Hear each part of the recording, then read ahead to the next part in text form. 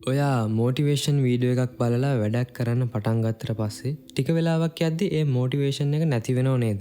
හැබැයි ඔයා self discipline එක කියන දේ පුරුදු කරොත් ඉක්මනට සාර්ථකත්වය කියන දේ ළඟට ගන්න පුළුවන්. කොහොමද අපි මේ සෙල්ෆ් ඩිසිප්ලින් එක හදාගන්නේ? මේ වීඩියෝ එකෙන් කතා කරන්නේ සෙල්ෆ් ඩිසිප්ලින් හදාගන්නේ කොහොමද කියලා. මම පුංචි කතාවක් කියලා ඉන්නම්. එක්තරා ගමක හිටියා තරුණ ගොවියෙක්. මේ ගොවියා ටිකක් ආවේගශීලී. මෙයාට පොඩ්ඩ ඇත්තන් තරහ යනවා. මෙයාගේ කුඹුරේ මොනවා හිටෙව්වත් හිටවල ටික දවසකින් අස්වැන්නක් නෑ කියලා මුළු කුඹුරම විනාශ කළා දානවා. පස්සේ මෙයාටම හිතිලා එක බීජ වර්ගයක් අරන් ඇවිල්ලා මෙයා ඒක වගා කළා හැමදාම එකම වෙලාවක වතුර දාන්න පටන් ගත්තා.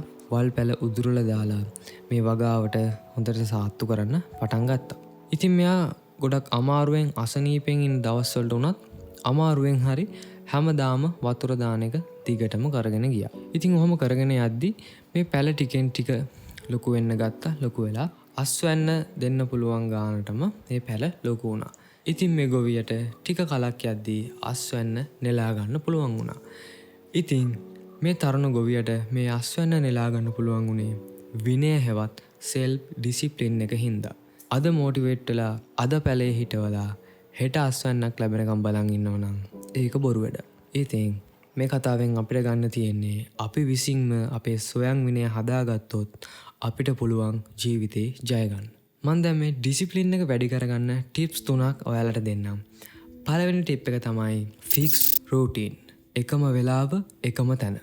උදාහරණයක් කිව්වොත් ඔයා හිතන්න මම හැමදාම හවස 5ට වර්ක්අවුට් කරනවා. කොහේ හරි තැනක් එළිය හරි ගේ ඇතුළේ හරි කොහේ හරි තැනක්. ඔයා හිතන්න මම හැමදාම 5ට එක්සර්සයිස් කරනවා. වර්ක්අවුට් කරනවා. ඉතින් එතකොට මේක ටික දවසක් කරගෙන යද්දි ඔයාගේ ඩිසිප්ලින් එක ඉබේම හැදෙනවා. දෙවෙනි ටිප් එක තමයි start small. ඒකට උදාහරණයක් කියන්නම්. මම අද ඉඳන් හැමදාම විනාඩි 10ක් වර්ක්අවුට් කරනවා. ඉතින් ඔයා විනාඩි 10න් පටන් ගෙනවට පුළුවන් ඒක විනාඩි 20 30 පැය දක්වා වුණත් පැය දෙකක් දක්වා වුණත් ඒක දික් කරගන්න. ඉතින් තුන්වෙනි ටිප් එක තමයි remove emotion. මේකත් ගොඩක් වැදගත් දෙයක්.